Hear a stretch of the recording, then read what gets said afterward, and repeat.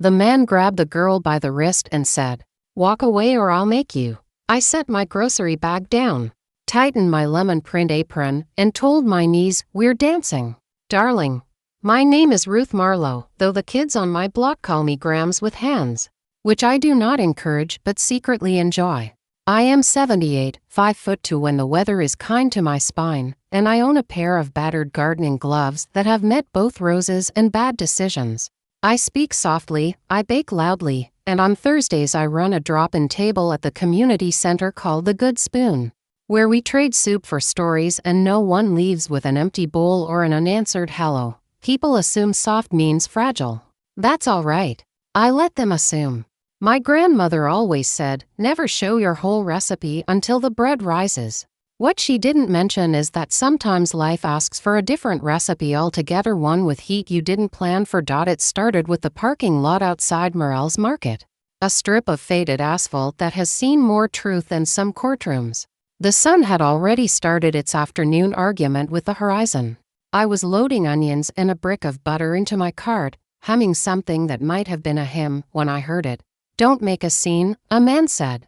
I said, "Let's go." Every bone in me, even the old ones that remembered dances I didn't attend, turned to look. A girl maybe 19 stood near the blue recycling bin with a backpack like a turtle shell and fear trying to pretend it was attitude. The man had her wrist, blue tattooed knuckles to tight on soft skin. He wore a sleeveless shirt that had more opinions than sleeves. The kind of swagger that makes you tired before it makes you scared. I do not leap. I consider. But the desert wind blew a little warning under my collar and my feet made the decision my heart already knew. "This is your business." "Excuse me," I said, voice polite as church. "That hand belongs to her." He didn't look at me first. Power rarely does.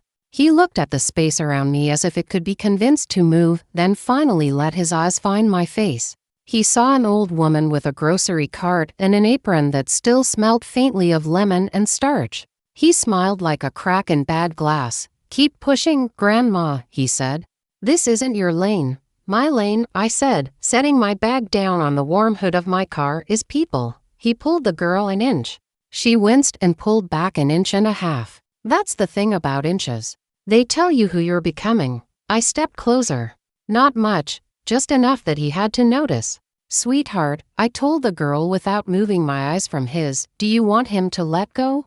"Yes," she said, small but sturdy. "Then you will," I said. He laughed. The kind of laugh men use when they have fans. "Lady, you're going to hurt yourself," he warned. "Oh," I said, letting my shoulders drop and my center settle. "You'd be surprised what already hurts." What I didn't say, when I was 20, I spent a summer in Chicago learning boxing footwork from a laundromat owner named May who could fold a fitted sheet and you at the same time. I came in for quarters, stayed for lessons. "Feet first," May would say, slapping the linoleum with a mop handle. "Hands are just punctuation. The sentence is your stance." I have not thrown a punch in 40 years. That doesn't mean I forgot my grammar. I moved my left foot half a shoe length and softened my knees. He saw it. The way dogs see thunder before we do.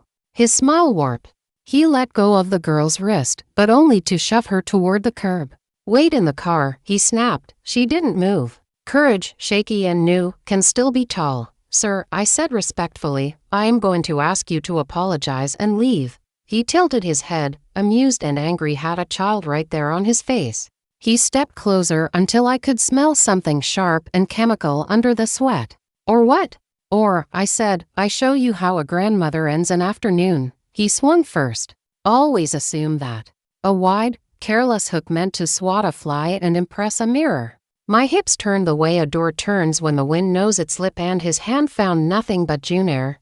"Feet first," I whispered, hearing May's mop handle in my bones. He swung again, faster. This time I stepped outside the arc. He lost balance, just a tilt, but balance is where pride lives. I gave him a little check with my left forearm, polite, firm, like guiding a man at a wedding who can't find his chair. It looked like nothing. It stole his middle. I could have finished it quick. I didn't. I am old enough to know that winning is not the best part of a story. Teaching is. "Hands up," I said to him softly, like I was offering a napkin. "Chin down. You're showing me your address." "Crazy," he muttered, regathering. He took a step, then another, trying to measure me with a ruler he had never owned. Behind him, the store door chimed. Mrs. Morales peeking out, phone in her hand, eyes wide with the math of what she should do. "It's all right, Lydia," I called.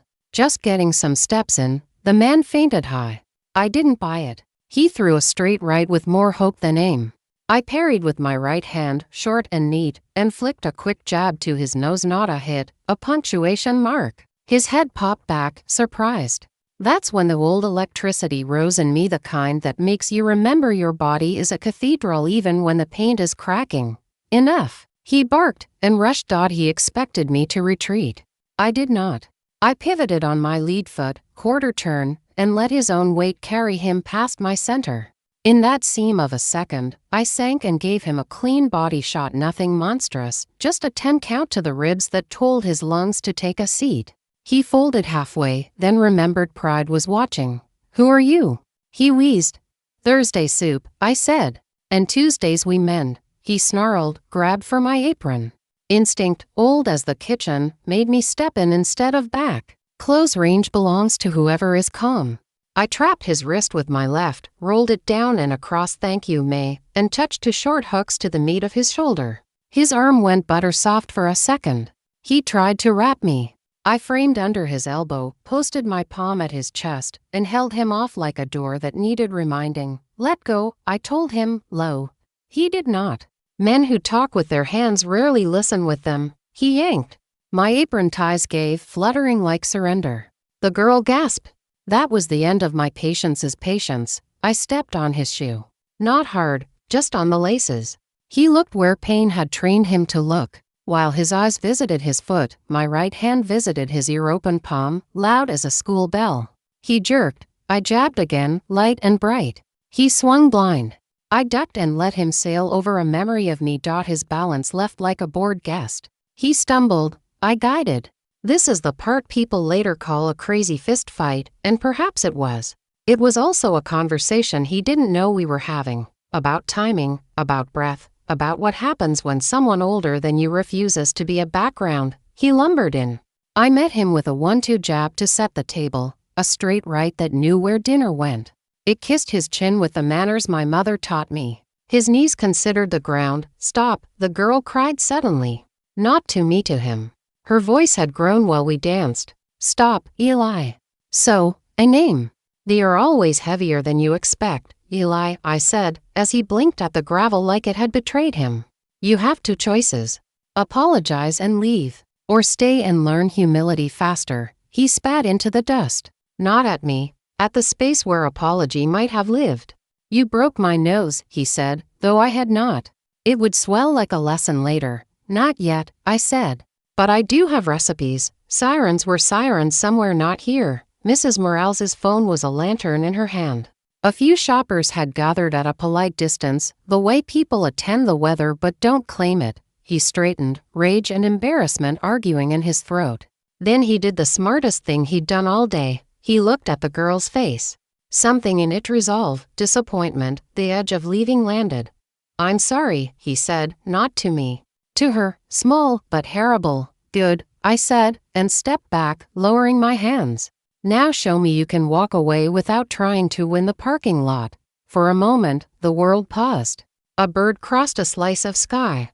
Somewhere, a cartwheel found a rock. He turned, shoulders a mess of fight and story, and walked to a dusty sedan. He got in. He drove off badly, which is how some men do everything. The girl stood very still. Her wrist was red where his hand had tried to keep her. I took a clean handkerchief from my apron pocket, lemon yellow, because hope has a brand, and tied it soft around the place that would bruise. "Do you have a safe person?"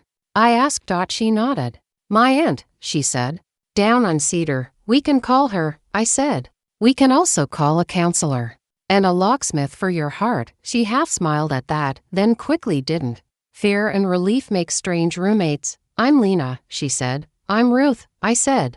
"We do soup on Thursdays. And hands if you need them." The police came. Took statements from the bird, the pavement. The witnesses, everyone but the day itself, which had already decided on evening. Mrs. Morales brought out popsicles like communion. The officer, a woman with kind exhaustion in her eyes, looked at me for a long second and said, "Ma'am, you been trained." "Laundry," I said. She nodded like someone who had met a mop handle with authority. "Well," she said, "nice footwork. That should have been the end."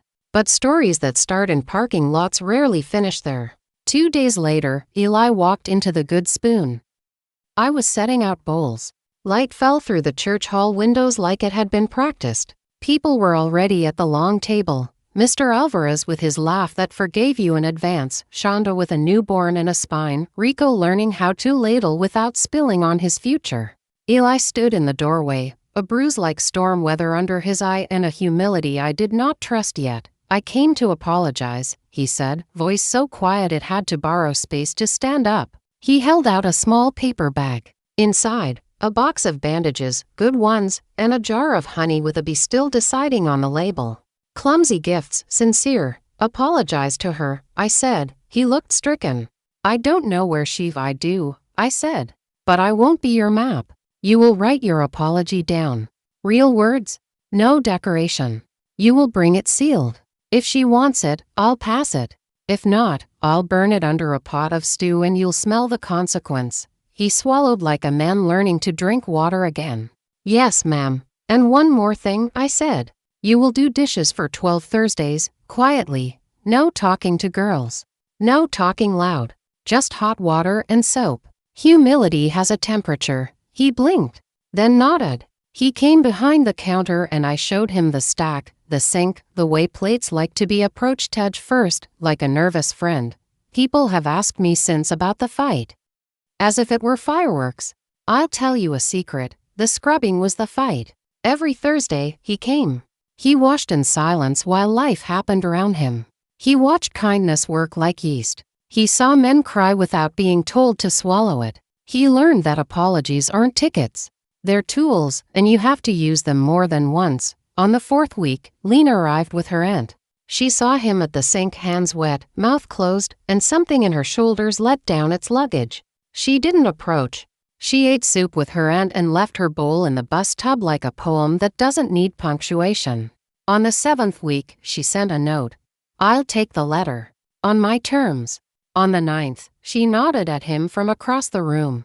On the 12th, she asked him, in front of God and potatoes, "Do you understand now?" He said, simply, "I am learning," which is the only correct answer. At the end of 12 Thursdays. He brought me the apron I'd lost in that parking lot mended. Neat stitches like a confession learning cursive. "My grandma taught me how," he said, and for the first time, I believed he had one. "Keep washing," I said. "Not because you owe me. Because clean is a habit." He smiled, small and honest. "Yes, ma'am. Now, sometimes, when the evening settles and the sky folds itself the way a kind woman folds sheets, I walk past Morale's Market. The parking lot looks ordinary again, the way a healed scar looks like a decision your body made. I remember the lift of his punch, the slip of my feet, the breath between before and after. People call it a crazy fist fight. I think of it as a recipe with heat. If you want instructions, here they are, from May's laundry and boxing, passed down like all the best secrets. Feet first. Your stance writes your senses. Breath is a weapon you keep. Hold it only if you mean to drown. Hands are punctuation. Use periods, not exclamation points. End it when you can. Teach when you must. After the fight, build a table. Fury feeds no one. Last week, a girl asked me if I was scared of him. I said, "A little." "Then how?" "I was more afraid," I said, tying my lemon apron, "of the world learning she had no witnesses. I don't look for fights. I look for people. But if a fight comes to my parking lot again, I'll put down my onions, talk to my knees, and give the afternoon a better ending. And afterward, I'll set 2 extra bowls on the Good Spoon table, 1 for apology, 1 for courage, and we'll eat until even the bad parts feel fed, because I am soft. I am gentle. And Lord help you, I am trained."